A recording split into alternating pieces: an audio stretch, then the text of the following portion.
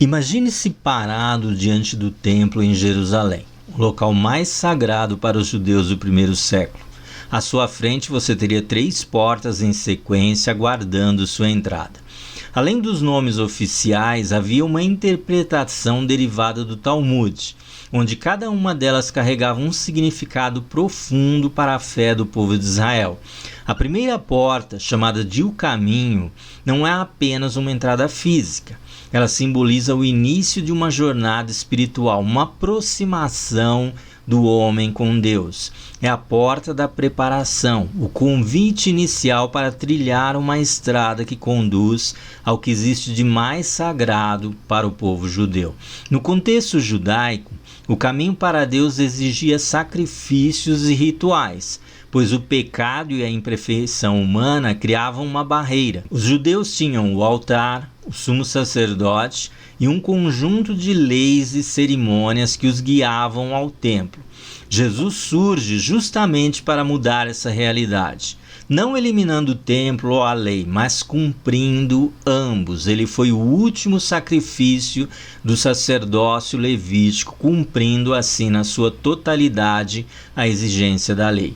Quando Jesus declarou "Eu sou o caminho", em João 14,6, ele não estava apenas fazendo uma afirmação teológica, ele estava revolucionando o entendimento religioso da sua época. Ao se identificar com essa porta, Jesus se apresenta como o próprio meio pelo qual o ser humano se reconecta com o Criador, eliminando barreiras que antes eram intransponíveis. Ele nos convida a seguir esse caminho que passa pela fé e pelo arrependimento, 2 chaves que abrem o coração para um relacionamento real com o Pai. Jesus não era um sacerdote comum, um escriba ou um fariseu. Ele não se alinhava com os sistemas religiosos da época, ele era único. E sua declaração era tanto um convite quanto uma confrontação, o início de algo completamente novo que seria chamado de nova aliança. A primeira porta representava uma nova realidade. Para o povo judeu, o caminho até Deus era pavimentado por rituais, sacrifícios e a mediação de sacerdotes. O pecado humano era uma barreira constante entre o homem e o Criador. O altar, o sumo sacerdote e a lei eram necessários para que a comunhão com Deus fosse possível. O templo era o epicentro dessa relação, um lugar de mediação e reverência.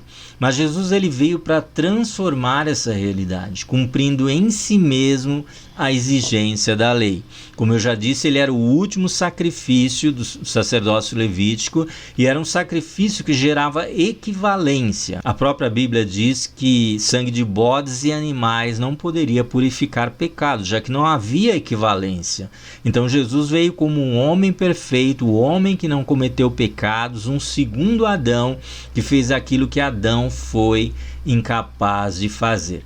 Ao declarar que ele era o caminho, Jesus substituiu os rituais e sacrifícios físicos por algo mais profundo. Ele substituiu por um relacionamento pessoal com Deus. Ele se tornou a ponte entre o ser humano e o divino, não por meio de cerimônias, mas através da graça e da fé. No Éden, Adão e Eva perderam esse caminho, que era o acesso direto ao Pai.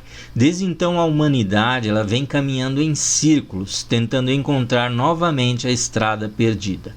Jesus, ao se declarar o caminho, ele faz um convite poderoso. Que convite é esse? Siga-me. É um chamado para deixar para trás o peso do pecado e embarcar em uma jornada que leva de volta aos braços do Pai. Essa jornada, no entanto, não é marcada por rituais frios e mecânicos, mas por uma fé viva e genuína. Jesus não era apenas um guia que apontava o caminho, ele é o próprio caminho. Ele não oferece uma direção, mas a própria presença de Deus através de um relacionamento com ele. Como diz o escritor Brennan Manning em O Evangelho Maltrapilho, graça é algo escandaloso, porque nos aproxima do Pai sem exigir que sejamos dignos. Jesus é essa graça em ação, a porta que nos convida a entrar independentemente de nossa condição. Jesus é um caminho de transformação. Esse caminho, no entanto, não é fácil. Ele exige fé, arrependimento e transformação. É um chamado para abandonar o ego, os desejos carnais e o medo que nos impede de avançar.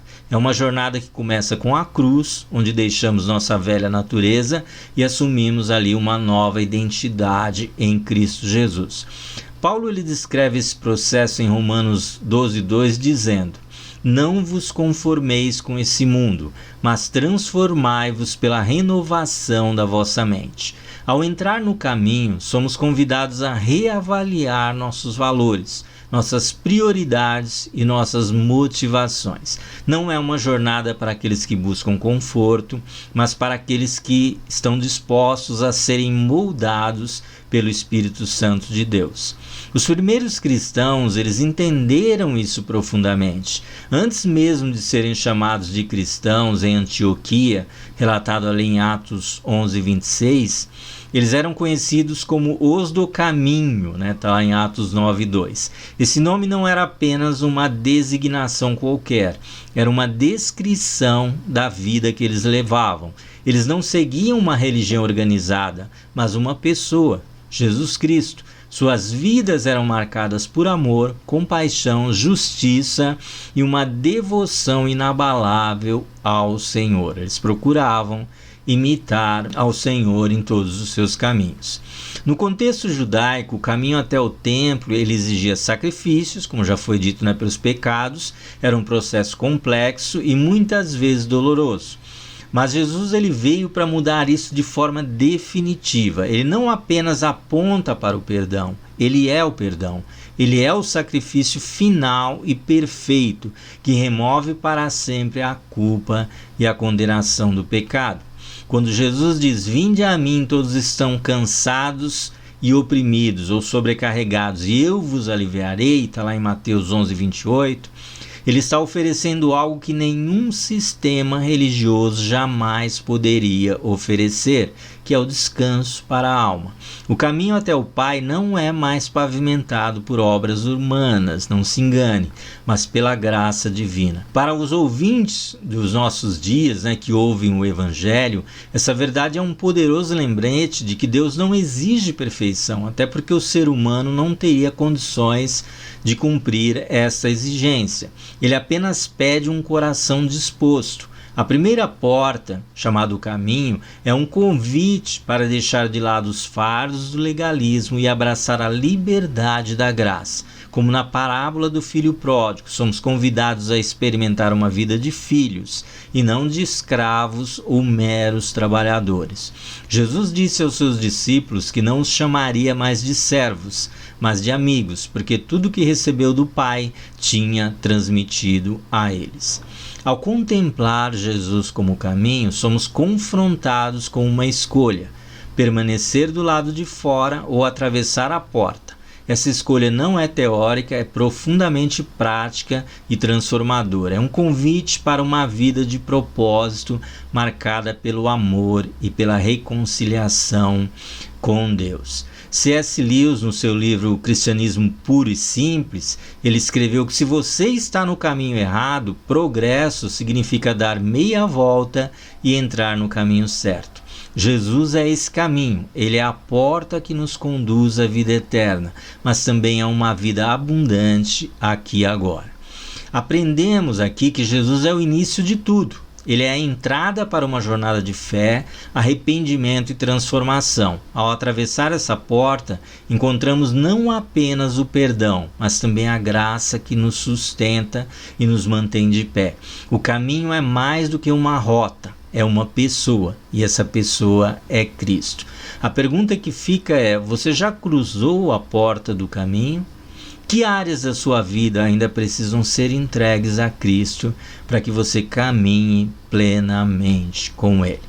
Eu espero que você esteja firmado no caminho, e que o Senhor continue ali sustentando os seus passos. Um abraço e, se Ele permitir, até um próximo vídeo.